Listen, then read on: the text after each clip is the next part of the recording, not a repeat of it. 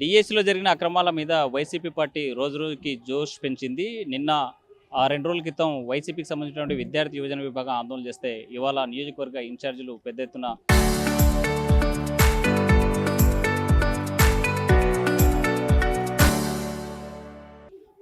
ఆందోళన చేస్తూ ఇక్కడ జిల్లా అధికార యంత్రాన్ని కలిశారు. మనతో మాట్లాడడానికి మాజీ మేయర్ బివై రామయ్యతో పాటు కర్నూలు నగర అధ్యక్షులు అహ్మద్ అలీ ఖాన్ ఉన్నారు. సార్ చెప్పండి, డిఎస్సిలో అక్రమాలు జరిగాయనేసి తప్పుడు ఆరోపణలు చేస్తున్నారని చెప్పి వైసీపీ టీడీపీ అంటుంది, మీరేమంటారు?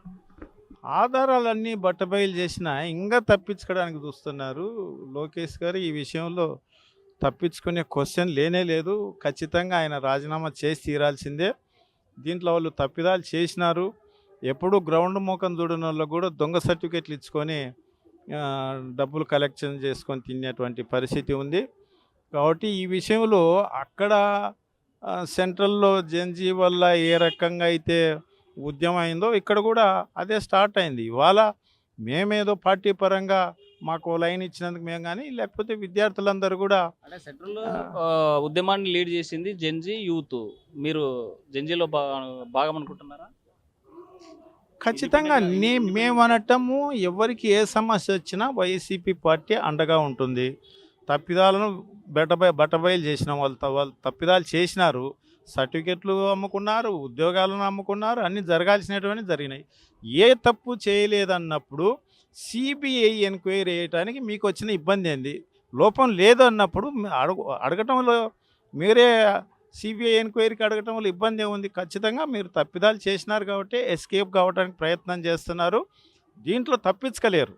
మీరు బహిరంగంగా దొరికిపోయినారు, దీంట్లో తప్పించుకోలేరు. ఇది నిరుద్యోగులు విద్యార్థుల జీవితాలతో చెలగాట ఆడటం. ఇది వాళ్ళ ఎదుగుదలను ఆపటము, ఆడుకోవటము ఇది మంచి పద్ధతి కాదు. ఆయనకు కూడా మంచి చేయదు.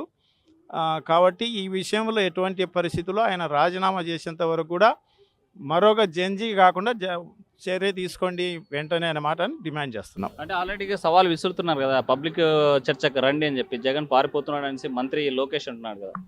ఇప్పుడు అది ఇందాక ఒక సామెత చెప్పిన, డిక్కీ బలిసిన కోడి చికెన్ కొట్టు ఎదురుకు వెళ్ళి తొడగొట్టిందంట. అట్టుంది ఈయన పరిస్థితి. నువ్వేంది, నీ పరిస్థితి ఏంది?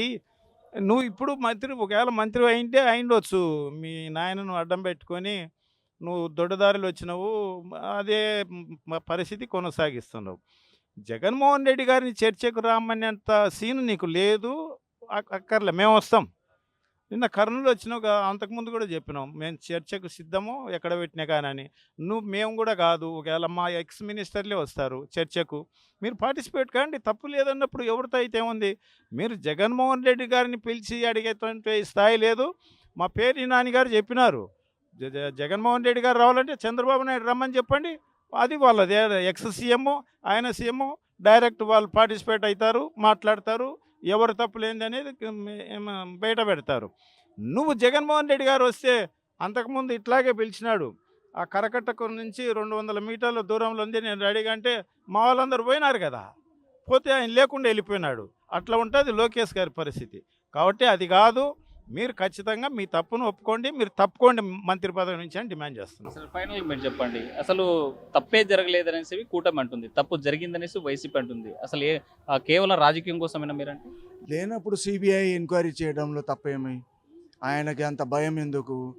ఇప్పుడు మొన్న మేము కూడా చూసినాము, కొంతమంది ఈ కూటమి ప్రభుత్వం నాయకులు మేము ఇచ్చిన 15,000 ఉద్యోగాలకి వైఎస్ఆర్ కాంగ్రెస్ పార్టీ వాళ్ళు అడ్డం వస్తున్నారని. మేము ఉద్యోగాలకు అడ్డం రావడం లేదు, మీరు చేసిన అవినీతి కోసం మేము ప్రశ్నిస్తున్నాం, ప్రాసెస్ మీద మాట్లాడుతున్నాం.